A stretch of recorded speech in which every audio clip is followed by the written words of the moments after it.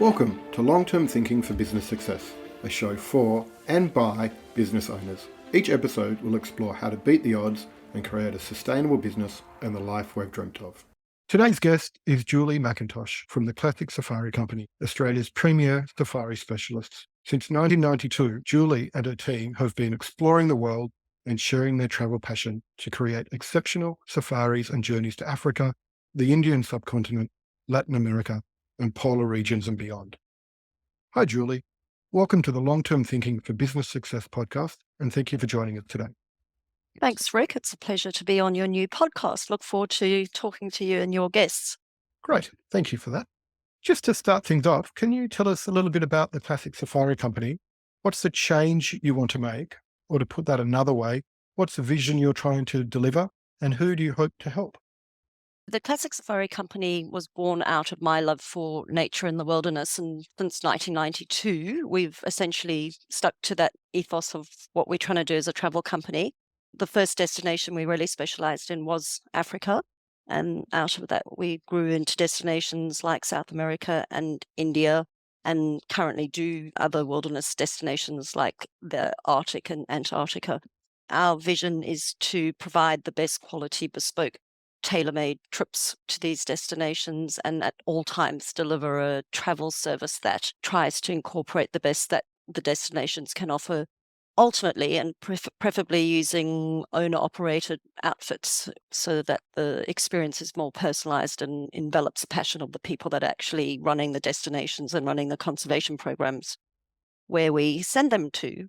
Who are the typical people that you send away on their fantastic adventures? It's been interesting. In the 90s when we started, I'd say our main client base, who one would now call the baby boomers, were the guys that were going away on their holidays. And we actually sent a lot of Macquarie, well, actually, I think back then it was the Bankers Trust mob, then Macquarie bankers and so forth. So it was quite a corporate group of people, and they were essentially riding the first wave of Africa being the new hot destination post the apartheid era. So it was all quite exciting, and that was sort of tied in when the World Cup rugby was held in South Africa. So it all, Mandela was being released, the World Cup was on, and corporates were traveling. So we somehow managed to niche ourselves into a corporate market, and also had the good fortune at that time to send Bryce Courtney away on a trip with a group of ad exec friends who used to be part of the Sydney Striders running group. Back then they used to run every Saturday, and they went across to South Africa to run the Comrades Marathon, which is a 88-kilometer race from Pietermaritzburg to Durban, or vice versa. So Bryce was in this crew, along with all the sort of George Pat's executives, and gosh, I can't even remember some of the companies. I don't think some of them are around. So that was quite fun. And then off the back of that, Bryce, when he came back, wrote a fantastic story for us in the Sydney Morning Herald called The Power of Africa, off the back of his book, The Power of One. That generated probably still to this day the most inquiries we ever got from one piece of editorial. So that also sort of kick-started the business, and still to this day, it's very much our referral network.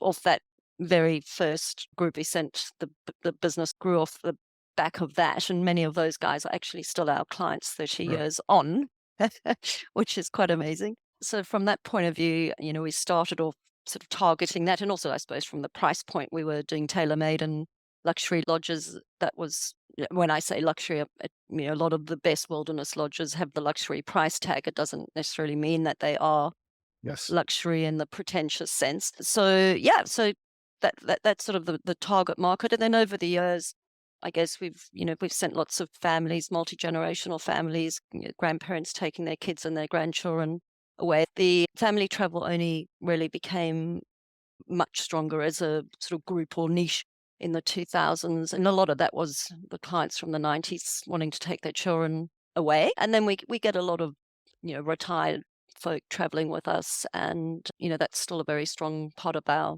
business. It's been pretty solid and pretty consistent from day one.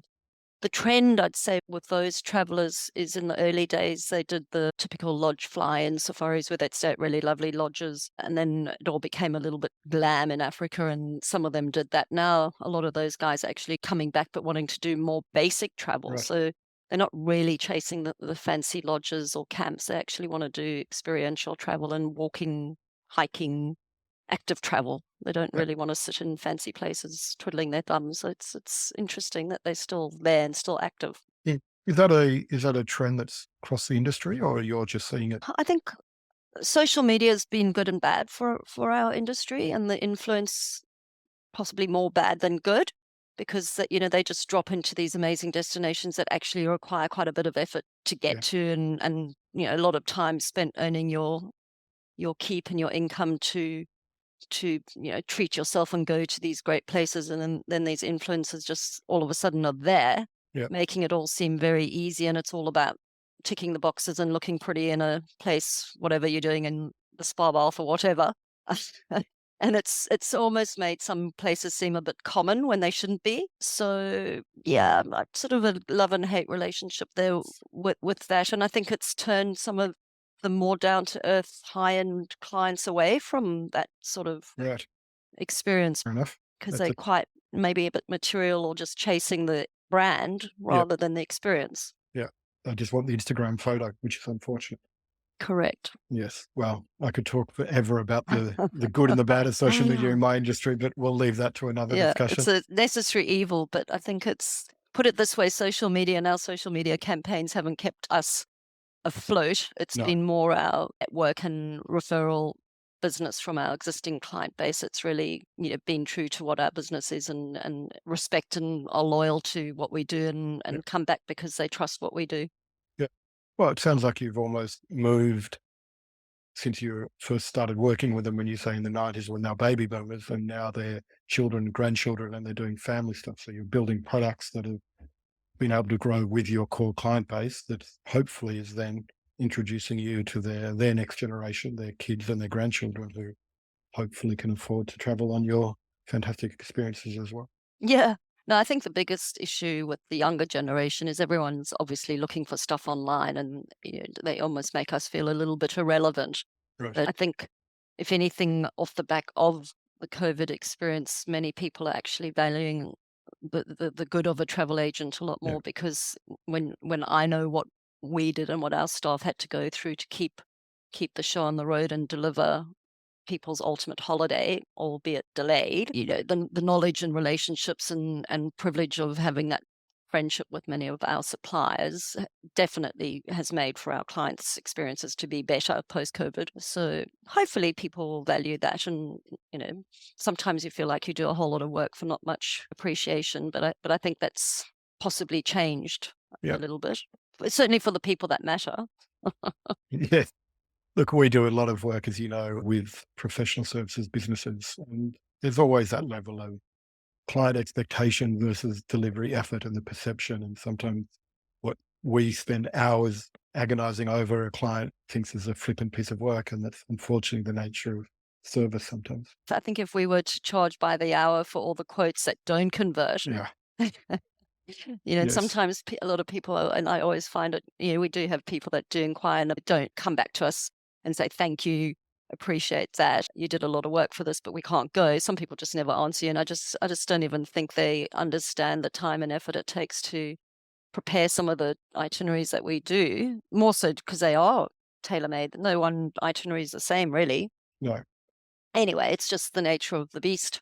But Yep. in countries like the US and so forth, often they have you've got to settle, you need to pay a $500 fee before they even talk to you. Yeah.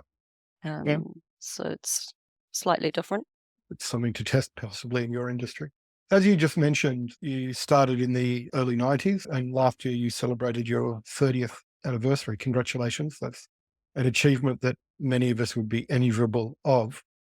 In thinking about your experience as a business owner over the last 30 odd years, what are you most proud of and why? The two things that shine out for me, one is the staff that we've got are sort of from that era still.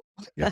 Wow. So I think that a lot of the people working in our business have been with us from the inception. So that's pretty amazing. I think that's just, I guess, evident in the fact that they love what they do and enjoy the feedback they get from their clients. And we do sell tourism that, in my view, is sort of some of the best you can do in the world. So it's so I think that's a big attraction for staff, and it must mean that it's a fairly good environment to work.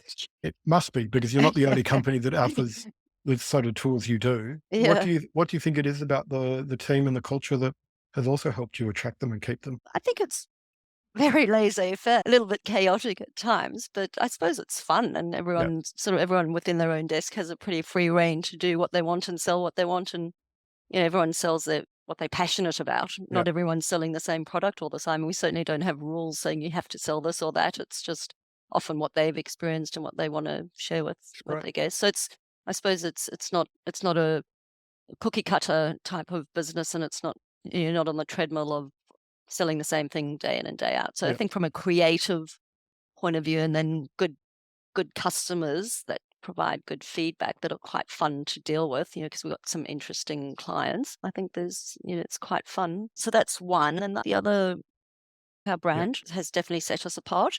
People come into our office or whenever they see anything we do, it's quite unique and it's quite stylish and sophisticated. And it's actually been what's created our brand. We're not just a travel agent that's got desks and no sort of love around what it looks like or how it looks. yeah. And, it's certainly it's quite strong and people admire our brand for what Yeah, it is. So I great. I do harp on about it a little bit, and we've got to stay on brand, otherwise we Yep, become another beast. correct. And there's no shortage of people trying to step into your world. Correct. Just to follow up on that brand question, was that intentional from the very beginning? You did and thought about the type of brand and culture you wanted to build and the message you wanted the brand to take to market, or did it really develop ad hoc through the first few years of being in operation? And I wouldn't say it was ad hoc. My style is the brand, how I project myself and the space I want to work in and live in is our brand. Finding our new office, which we have to do in the next few months, it's 80% of it is the space we work in. Finding something that's nice to come to and for clients to come to. And whilst we do a lot online and over the phone, we do have a lot of people coming to our office, and as well as our suppliers, and everyone states that it's one of the nicest travel offices one has ever been into, and it makes people feel like you're going on holidays right away. As both a client of your office and a supplier coming to your office, I completely agree with that. You walk in and you feel like you're about to travel back into, well, literally into the old school safaris in Africa with some of the Correct. memorabilia around. So it's great. Yeah, and I think that just on that word old school, we are trying to emulate the adventures of old, and it's not about modern, contemporary anything, although it's all become very sophisticated. It's just the nature-based travel, and what we do is timeless. And I think you can go to some of these camps that we were selling in the 90s and go back to them today, and they are literally the same. Maybe they've got solar power now, but the actual sitting in the bush and watching what you're doing is still the same experience, and that's quite nice in this world where everything else seems to be changing around you. Yeah, I would extend that also to your service ethos and argue that the principles of service haven't changed in the last 30 years either. Yes, some of the ways you communicate and reach your customers have changed. The concept of giving them a white glove, red carpet experience that they feel treated and special and cared for is what you was focused on 30 years ago, and I imagine what you're still focused on today. Correct, very much so. Each staff member has their own group of customers, and they look after them, and they have great relationships with the top CEOs of companies, and they become their provider of fun. Yeah, if you're booking multiple trips for them over multiple years, you get to understand who they are and what they like, and Yeah. that only drives a more personal experience. Yeah, which then is where the referral business comes in. And we're just in this dilemma. Do you do SEO? Do you do this? Do you do that? Every single client that contacts us or inquiry, we ask how they hear about And it's us. And it's 99% of the time, it's a referral or yeah, past client. yeah. We talk a lot about building and creating remarkable experiences. And if you can achieve that, then your marketing is done as you've experienced by the people that you create that experience for. Yeah. And no matter how much advertising or social media you may do, that word of mouth is still the single most profitable and valuable channel for marketing. Yeah. Yeah. Yeah. No, I agree 100%. Excellent. Just to go a different way and not to necessarily focus on the negative, but as I said when we were pre-recording, that a lot of the insights that people generate come from hardship. And nobody could argue that the travel industry, possibly more than any other industry, over not just the last few recent history, but going a number of years back, has faced numerous local and global challenges. What are some of the key lessons you've learned that have helped you create a sustainable success through the decades where travel's probably been hit, at least in the last 15, 20 years, every few years by some sort of traumatic event? Oh, that's a tricky question. Look, I think the thing is, first major drama that happened in the history of our business actually happened 10 years on from starting, which was the Zimbabwe crisis, Right. which was before September 11. So Zimbabwe used to be the main access point for Africa. When the apartheid era was on, the only place Qantas initially flew to was Zimbabwe, and then they added on a stopover in Joburg, so it became a triangle flight. When Mugabe went a little bit crazy, that threw a big spanner in the works, and we obviously had to make another plan. What we started doing back then was South America, and India really came out of that because we thought we better not have all of our eggs in one basket, because when that goes pear-shaped, then you've got no other business. Our diversification into those other destinations was twofold. It was because of that, but then also we had a lot of our clients saying, hey, we've done Africa with you. What else do you do that's in similar areas? Then September 11 happened. The whole world ground to a halt there for a moment, so that affected everyone. And then we had Ebola, which was again another Africa crisis. What we found is that by diversifying, when one destination goes a little bit sour, we've got other options to offer clients. Adapting to that is something we had to do. Things that really did affect our business in terms of a big drop off in sales revenue, etc., was more the health matters. So Ebola, COVID, no matter your income or your sort of demographic, you're affected by your health and or the fear of losing your health. I think adaptability and diversification has kept us going. But today, still, Africa's our mainstay. Having said that, off the back of COVID, it seems every destination's come back almost the same. The other one that we had to adapt for is the Aussie dollar. So much of the product we buy is US dollar based. So when the Aussie dollar weakens against it, it makes trips a lot more expensive. So that sort of initiated a bit of a diversification into Australia for a time. One nice thing about being tailor-made and not having fixed brochured product, because we can adapt the product to suit the situation. Excellent. Thank you for that. Just to follow up on the adaptable nature, you talked very much around the product, the destinations, and changing, or specifically what you sell to your core audience. Have there been, or could you provide any examples of internal operational adaptation or change you've had to make to overcome things? The whole IT side of things, we're a little bit of a dinosaur. We've just got quite a complicated system that we've created that sort of does a bit of everything, because there's no one travel program that integrates flights with quoting, with invoicing, with everything that goes on, spitting out itineraries for clients, etc., without duplicating. I guess the online side of things, from an accounting point of view, we went from, in the first early years, had Kalamazoo, which was a big clunky board where you had to get multiple carbonated pieces of paper and strap it into something that you had to line the holes up. It was so ridiculous. And we did run the business off that. Actually, before that, we ran the business off telex machines. We used to telex Africa, and then we did faxes, and we used to have computers that weren't networked. Each staff member printed out their request for the day, and then we'd stick it together on one big piece of paper and then feed it through the fax machine. But we first had to wait for the phone lines to Africa to open up and someone to answer without it disconnecting. Wow. When you think that that's how we used to communicate, and moved quite a few people that way, and then we've adapted to email, and Africa actually almost had email well before everyone else, because all the phone copper wires on the phone lines in Africa had been swiped.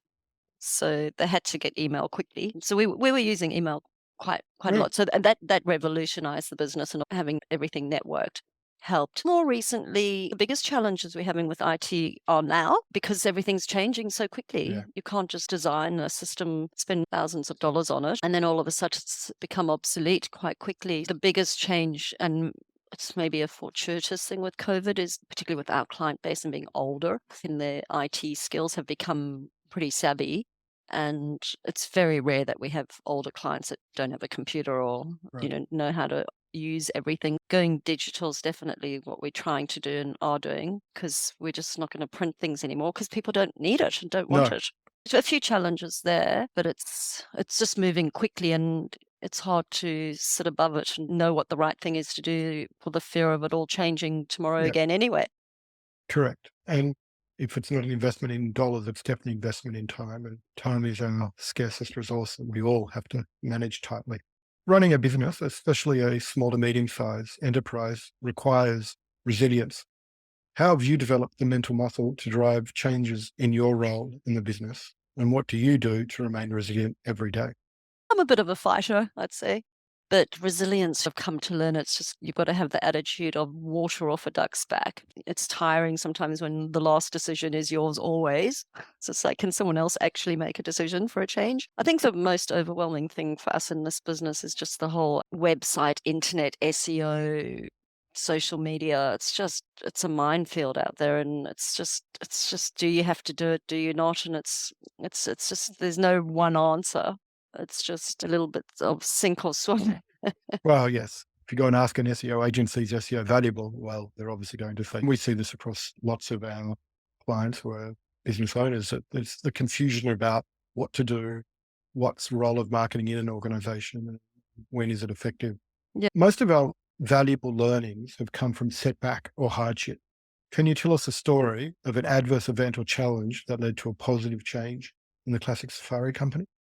COVID, I think, has been the most adverse thing that's actually resulted in us cleaning out a lot of dead wood, readdressing how we operate, and just becoming more digital, which gives us a whole lot more flexibility. Our business got turned on its head, and we've come out of it with a smaller business that's hopefully going to be a little bit sharper. Right. It's just gave us a chance to shrink and then build out of it. And then just being a bit more specific about what we want to do. It's just like we're not going to look after clients that don't really answer an email. If they don't Yep. bother to respond, it's like, okay, we've got other ones that are. So a bit more ruthless, cutthroat with the Right. whole thing. It's been a fundamental change in our businesses as well, is around simplifying the business. So simplifying it from a team structure, organizational structure, but also from a product and services delivery. Yeah. As you said, that your whole proposition is around bespoke travel in almost all over the world now, not quite every place, but most of the exotic places. You've still got a fairly complicated product that Yeah. you're selling. So Yeah. how do you balance the nature of a complicated product with a simplification process you've been driving into the business? I think it's just offer less choice. Right. Yeah. So it's a product we've experienced or know, not try and sell everything to everyone. We almost refer business to other travel companies like our own, rather than trying to bumble through it badly.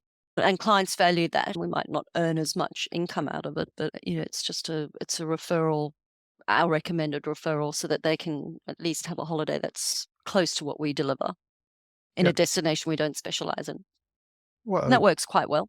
yeah, I'm sure it does, especially you're still staying true to building that great experience. And in Yeah. fact, acknowledging that you can't deliver that great experience within your own skill set. Your clients respect that approach, and that builds a stronger brand perspective for them with you. Thank you for that. A question around the longevity in creating a sustainable company, a company that has potential to last decades or even generations. The role of the leaders continually changes. What have been the most significant changes in your role, specifically, Julie? And were they intentional changes that you made or driven by specific circumstances? I think over time, just not being as stubborn as maybe I was at the start. I think they used to call me Sadie the cleaning lady because I was very paranoid about how clean the office was, and I've definitely relaxed on that. No, I think I'm a bit more laid back about everything. Yeah. Don't quite get as uptight about stuff. And that's just because, you don't want to be constantly at it. Maybe a bit of battle weary. Sure. It's the path of least resistance. But yeah. What about thinking about in terms of activities that you do? So the balance between working on the business, driving the brand and the marketing of Classic Safari Company versus booking travel. I mean, for example, do you book comparatively very little travel to what you used to do when the business first started? And Yeah, no, so that's just as an example, but I was looking for changes in your role around that sort of thing, not just the fact that you've matured and become a less fastidious cleaning person. I always try and sit in the helicopter because otherwise you just get too caught up. Everyone else is on the ground working. Yep. I try and stay a little bit above everything just so I can make sure we're on track and keep things going. Having said that, another good thing about COVID is because of COVID and we didn't have staff is I did go back into doing sales again. And that's been really good because it's meant I can see what's going on and understand what the staff are dealing with more in terms of me thinking that they can handle it when there is actually a lot of admin, too much admin to handle on files. So that, I suppose that's give one insight to then try and improve and fix how the whole thing works. So yeah, I think that's been another positive coming out of COVID. I do sales and I enjoy it and clients like it because they obviously like speaking to the owners and the people that, more so the experiences that we've had, because I've done a lot of trips that the staff haven't done. Being involved in that just makes you feel like you're closer to the business and you're not just administering it, which is a bit boring, really. Yeah. Yeah. It's a bit like the proposition. I think it's McDonald's that has every staff member has to work in a store for whatever it is, a week or a month, a year. But the insight that it gives a manager to work actually on the ground at the coal face is phenomenal. Yeah. In terms of keeping that helicopter view, are there things or activities you do each week or month to continue to elevate yourself and not get dragged down? Because the tyranny of the business owner is often we get pulled back into the business to solve the problems or because a client has a relationship with us. And I know personally, I continually try to push myself to work on the business every day, but just some days that's not possible. I run a Trello board, which is quite good now, just to keep, which I use as a to-do list, nothing more really. Every day I open it and I look at it and I plan my day. And then at the end of the day, I prioritize what I've got to do. And in that, I've got management stuff too, so that I don't get bogged down doing client things. I try and demarcate my day and spend time doing sales or marketing, client sales versus I know I've got marketing projects to do. And the trick is not to put those ones in the back burner all the time because they are actually really important. I find that quite challenging, is having to do the things you don't like. And then just trying not to be too thinly spread because then you just don't feel like you're doing any one job properly. Correct. And saying no, like just that's not my gig. And then you just say no. I think that's also really important because you can't say yes all the time because then you just can't cope. There's plenty of written about and thinking about that. The more you say no, the better it is, because then when you do say yes, you're saying yes to the right things. Yeah. You and your business partner, Sarah, again, at the same level in terms of operationally running the business, not the day-to-day of booking people's travel, but are there processes that you and Sarah follow, again, weekly, monthly or quarterly, to manage the business, or you just have quite a fluid ad hoc relationship to when things need to be discussed, you just discuss them? It would be better if we had more like once a week focus meetings, but it is ad hoc because we are ad hoc and coming and going all the time. However, within the business, we have quite clear roles whereby I focus on what I do and she does what she does. And it seems to work pretty well. We just let each other run with it. And again, I suppose that's why, as a partnership, we're 50-50 in the business. Occasionally we've had, I can actually count on one hand the major blues we've had. Because at the end of the day, no one shareholder's got more than the other. Yeah. So it's just, you got to just actually work out what's going to be fair because we don't have a third person to swing the vote, if you want to call it that. It's been a partnership for nearly 22 years now and it's still going. And I guess in a way, a little bit selfishly, we do what we both like doing. That makes us, it's why we're here.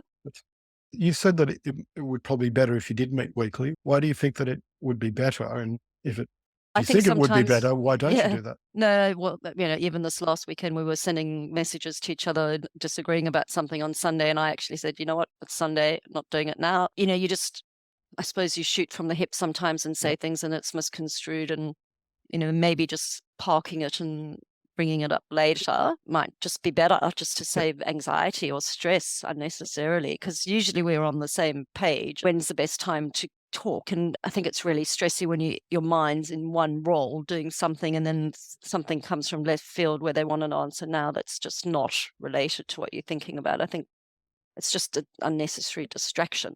Right. So in some ways, if you had a regular meeting, you could bank up the issues to discuss there rather than just shooting them from the hip. I'll report back and tell you whether we're doing this after this podcast. Excellent. One final question, again, taking a long-term perspective of the business and thinking about where it's going next. What's the next key strategic initiative that you're implementing to continue your success, and what do you hope that that will achieve? Look, I think we are in the next little while, we're actually looking at bringing on someone dedicated to help Sarah with the woman's business, because that's, the woman's only travels, a growing niche in the world, and Sarah's doing it all on her own. And pre-COVID, she had someone helping, but that's not really the classic safari company as such. It's more the Journeys for Women, and because it does many other destinations. Yep.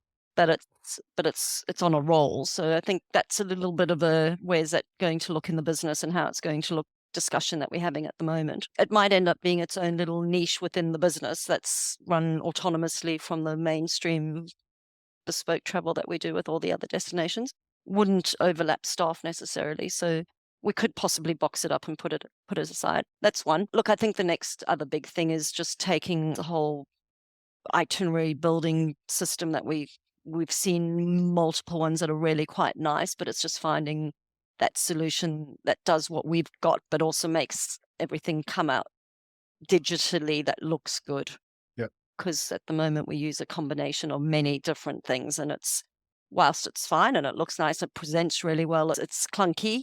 Yep. So it's just technology's overtaken us a little bit. Yep. Well, the technology is driving change across every business in every industry. Yeah. Just look at the general appreciation or understanding of AI that's changed phenomenally in the last 2 months with the launch of all the new AI technologies, and how that's going to change everything as well. You almost need a full-time IT person. Correct. And it's not an IT person to manage your network and system. It's actually to think about where is IT going and how is it going to drive the next generation of businesses. Yeah. It's a little bit, no one's keeping up with it, I don't think. I agree completely. And keeping up with producing something that actually looks nice. Yeah. Yes. And look, unfortunately or fortunately, my perspective, we're in the small business. We're not at the bleeding edge of technology. We don't have the both financial as well as time resources available to test and learn and play with everything to see what's going to roll out. To a degree, we have to see a little bit about where the market's going, and then we can leverage the technologies that once they're a little bit more tried and tested. I don't think many small businesses can afford to be early adopters of too much technology. No. And the thing is, you jump into using a new thing, and it is jumping from the pan into the fire potentially. What you think might have been solving one problem's created a whole new headache. Correct. Well, change always does create more change, but generally positive. So, Julie, I just wanted to thank you. That was my final question, unless there's something else you wanted to add in summing up. No, that was fun. Thank you. It was an enjoyable chat. Yeah, thank you for that. I appreciate it. And again, thank you for joining us. And I look forward to watching the continued success of the Classic Safari Company and seeing how you drive the next generation of bookings for your business. Thank you.